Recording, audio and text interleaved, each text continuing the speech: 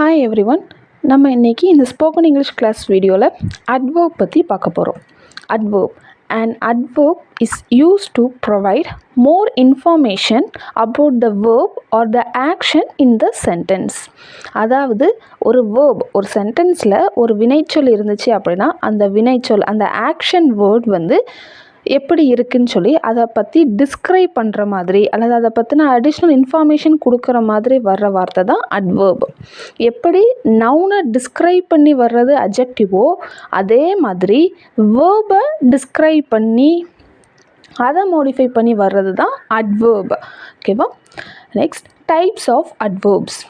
Adverbs are categorized into different types according to their functions when used in a sentence.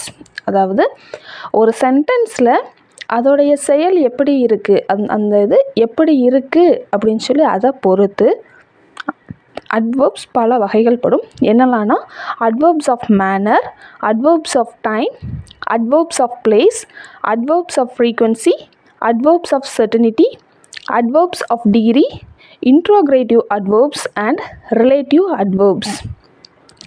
First, adverbs of manner. They tell us how an action took place. Manner அப்படின்னா அதோடைய முறை, அதாவது எப்படி நடந்தது அப்படின்னு ஒரு action எப்படி நடக்கிறது அப்படின்னு சொல்லி அதோடைய மேனரை பற்றி சொல்கிறது adverbs of manner. Example, the girl ran fast. அதாவது ran அப்படிங்கிறது verb, அதாவது ஓடுதல், ஓடினாள் அப்படின்னு சொல்லி ஒரு பாஸ்ட் வேர்ப் தான் ரன். ரன்னுடைய பாஸ்ட் டென்ஸ் தான் ரன். இந்த ரன் இந்த ஆக்ஷன் வேர்ட் எப்படி நடைபெற்றது, ஃபாஸ்ட், ஸ்லோ அப்படின்னு சொல்லிட்டு அந்த மேனரை டிஸ்கிரைப் பண்ணுறதுனால இந்த இடத்துல ஃபாஸ்ட் அப்படின்னு சொல்லி ஒரு வார்த்தையை வச்சு டிஸ்கிரைப் பண்ணியிருக்காங்க. ஸோ இதில் ஃபாஸ்ட் அப்படிங்கிறது adverbs of manner. ஃபாஸ்ட்டுங்கிறது adverb. ஏன்னா run fast, how did she run அப்படின்னு சொல்லி கேட்குற கேள்விக்கு the girl ran fast. அப்போது ரேனை வந்து டிஸ்கிரைப் பண்ணி அதோடைய ஓடுகிற அந்த முறை எப்படி இருக்கிறது, வேகமாக இருக்கிறது அப்படின்னு சொல்லி அந்த ஓடுகிற அந்த வினையை வந்து டிஸ்கிரைப் பண்ணி வர்றதுனால ஃபாஸ்ட் அப்படிங்கிறது adverbs of manner. அதே மாதிரி தான் he acted bravely, தைரியமாக செயல்பட்டான். அந்த செயல்பாடு அப்படிங்கிறது ஒரு ஆக்ஷன் வேர்டு, ஒரு வேர்பு. அது எப்படி செயல்பட்டான், தைரியமாக, கோழைத்தனமாக அப்படின்னு சொல்லி அதை வந்து டிஸ்கிரைப் பண்ணுறதுனால இதில் பிரேவி அப்படிங்கிறது adverbs of manner. she sang sweetly, எப்படி பாடினாள், அந்த பாடுவது அப்படிங்கிற ஒரு செயலை வந்து அது டிஸ்கிரைப் பண்ணுறதுனால சிங் அப்படிங்கிற ஒரு வேர்பை டிஸ்கிரைப் பண்ணுறதுனால ஸ்வீட்லி அப்படிங்கிறது ஒரு adverb of manner. Second, adverbs of time. They tell us when an action took place. When எப்பொழுது அந்த செயல் நடைபெற்றது, செயல் எப்பொழுது நடைபெற்றது அப்படிங்கிறத டிஸ்கிரைப் பண்ணுறது adverbs of time. Example, you must go there now. இப்போ now அப்படிங்கிறது இப்போ அப்படின்னு சொல்லுது. இப்போ என்ன பண்ணணும், போக வேண்டும். போக வேண்டும் அப்படிங்கிறது ஒரு ஆக்ஷன் வேர்டு. அப்போ கோ அப்படிங்கிற ஒரு ஆக்ஷன் வேர்டு, அதாவது வேர்பை எப்போ போகணும், எந்த டைமில் அந்த ஆக்ஷன் நடக்கணும் அப்படின்னு சொல்லிட்டு நவ் அப்படிங்கிற ஒரு அட்வர்ப் தான் டிஸ்கிரைப் பண்ணுது. ஸோ இங்கே நவ் அப்படிங்கிறது adverb of time. They come here today. Come அப்படி இன்னைக்கு வந்தார்கள். அப்போ இன்னைக்கு அப்படிங்கும் பொழுது டுடே என்ன நடந்துச்சு, அவங்க வந்தார்கள் அப்படிங்கிற ஒரு வேர்பை எப்போ வந்தாங்க அப்படிங்கிற டைம் நான் டுடே அப்படிங்கிற வார்த்தை டிஸ்கிரைப் பண்ணுறதுனால இல்லை டுடே அப்படிங்கிறது ஒரு adverb of time, அதாவது ஒரு வினைச்சொல் எப்பொழுது நடைபெற்றது. they come today, go now. ஓகேவா? அப்படி டிஸ்கிரைப் பண்ணுறது தான் adverbs of time. Third, adverbs of place. எங்கே நடைபெற்றது, எங்கே நடைபெறுகிறது, இந்த மாதிரி எங்கே they tell us where an action took place. எங்கே நடந்தது அப்படிங்கிறத சொல்கிறது தான் adverbs of place. The teachers are sitting there. உட்கார்ந்துருக்காங்க டீச்சர்ஸ் எல்லாரும். எங்கே, there. இப்போ சிட்டிங், there. சிட் அப்படிங்கிறது verb. எங்கே உட்கார்ந்துருக்காங்க, where are they sitting அப்படி சொல்லி இந்த பிளேஸை ரெப்ரசன்ட் பண்ணுறது there. ஸோ இங்கே there அப்படிங்கிறது adverbs of place. You must stay here. stay அப்படிங்கிறது verb. எங்கே ஸ்டே பண்ணணும், here. அப்போது ஹியருங்கிறது எங்கே ஒரு வேர் அப்படிங்கிற ஒரு பிளேஸை நோட் பண்ணுறதுனால நம்ம வந்து ஹியர் அப்படிங்கிறது இந்த சென்டென்ஸில் அட்வர்ப்ஸ் ஆஃப் பிளேஸ். அது மாதிரி த கேட் ஜம்ப் டவுன், குதிச்சுட்டு எங்கே குதிச்சது, கீழே குதித்தது. அதோடைய ஆக்ஷன் எங்கே நடைபெற்றது, டவுனுங்கிற வார்த்தை வந்து எங்கே நடைபெற்றது அப்படிங்கிற ஒரு இடத்த குறிக்கிறதுனால இது ஒரு adverb of place. And then fourth one, adverbs of frequency.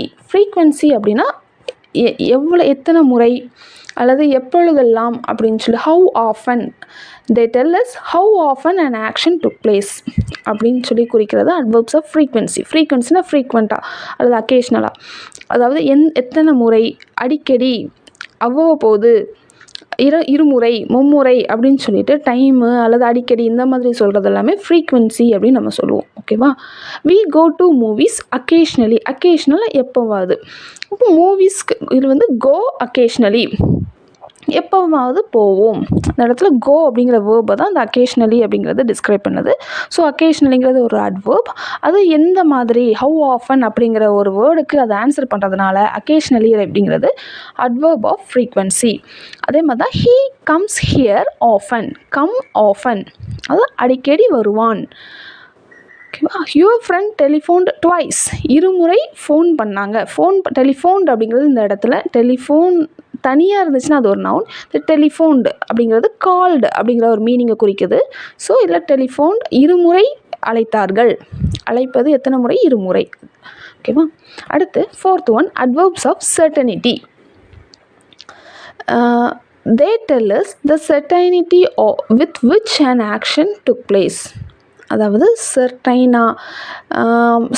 அப்படின்னா கண்டிப்பாக ஒரு ஆக்ஷன் வந்து எந்த மாதிரி நடைபெற்றது, அதோடைய முக்கியத்தன்மை எவ்வளோ தூரத்துக்கு இருந்துச்சுன்னு சொல்லிட்டு அந்த ஆக்ஷன் வேர்டை டிஸ்கிரைப் பண்ணி சொல்கிறது தான் அட்வர்ப்ஸ் ஆஃப் சர்டனிட்டி.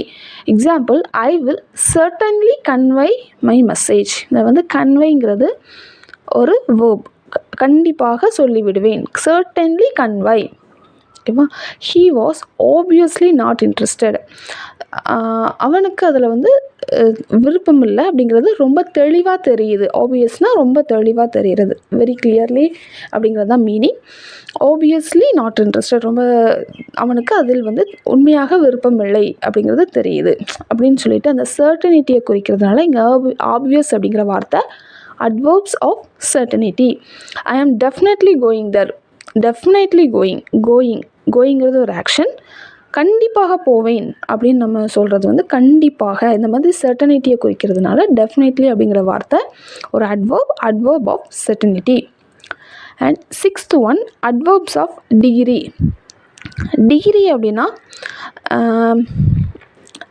எந்த அளவுக்கு அப்படின்னு சொல்லிட்டு ஒரு இதை நோட் பண்ணுறது தான் டிகிரி. ஓகேவா? இதை வந்து நம்ம மெயினாக அட்ஜெக்டிவில் பார்த்துருப்போம்.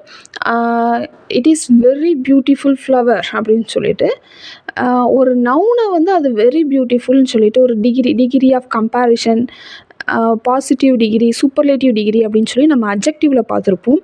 ஒரு நவுனை டிஸ்கிரைப் பண்ணது அந்த வார்த்தை வந்துச்சு அப்படின்னா அது வந்து அட்ஜெக்டிவ்.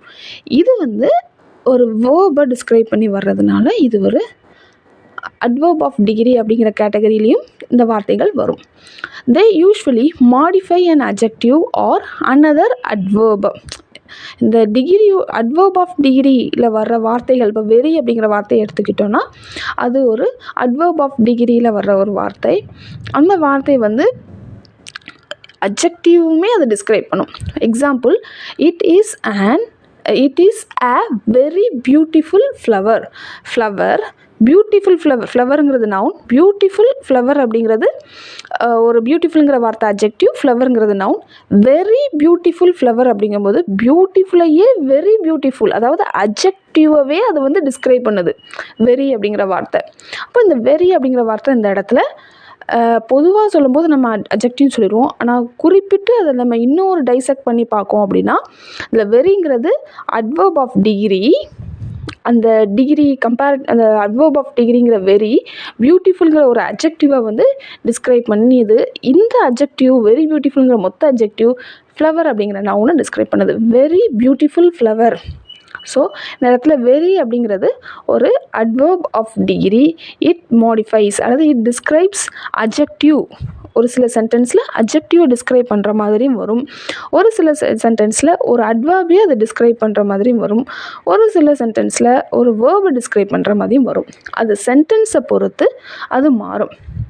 இதில் கன்ஃபியூஸ் ஆக வேண்டாம்.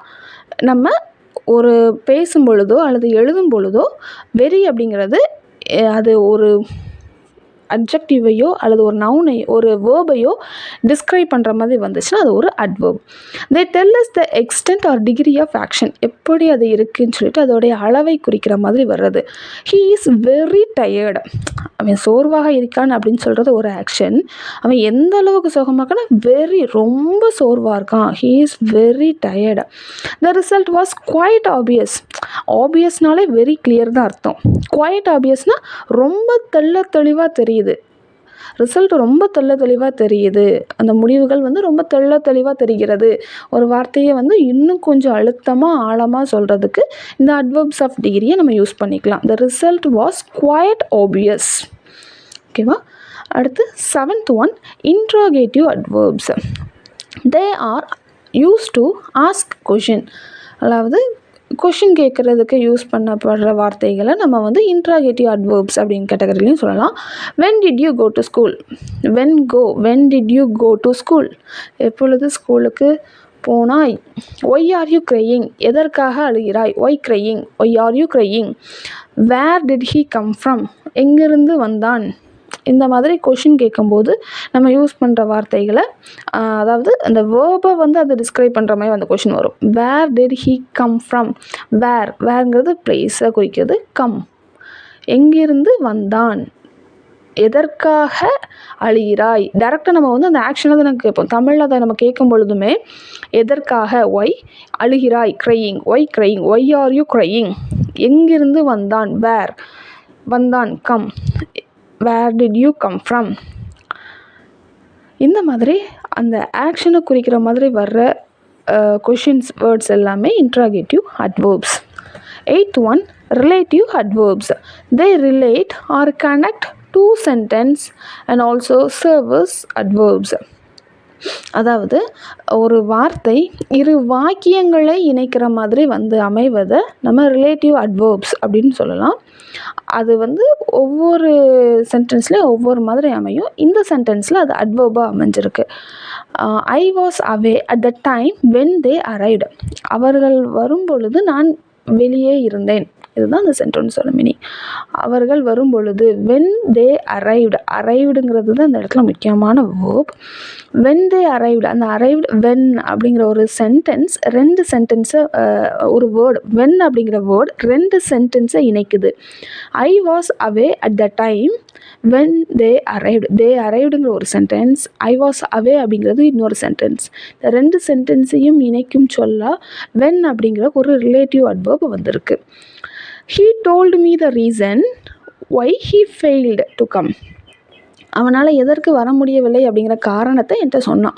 He told me the reasonங்கிறது ஒரு சென்டென்ஸ், he failed to comeங்கிறது ரெண்டாவது சென்டென்ஸ். இந்த ரெண்டு சென்டென்ஸையும் இணைக்கும் பாலமாய் ஒரு வார்த்தை வருகிறது, அதுதான் why. இது ஒரு ரிலேட்டிவ் அட்வர்ப். அவனை எதுக்கு வர முடியலை அப்படிங்கிற ஒரு ரீசனை சொல்கிற மாதிரி வருது. This is a place where I meet her, this is the place அப்படிங்கிறது ஒரு சென்டென்ஸ், ஐ மீட் ஹர்ங்கிறது ஒரு சென்டென்ஸ். ரெண்டு சென்டென்ஸையும் இணைக்கிற மாதிரி this is the place where I meet her அப்படின்னு சொல்லிட்டு வேர் அப்படிங்கிற ஒரு கனெக்டிவ் ரிலேட்டிவ் அட்வர்ப் வருது. ஓகேவா? இதுதான் adverbs and it's types. Thank you.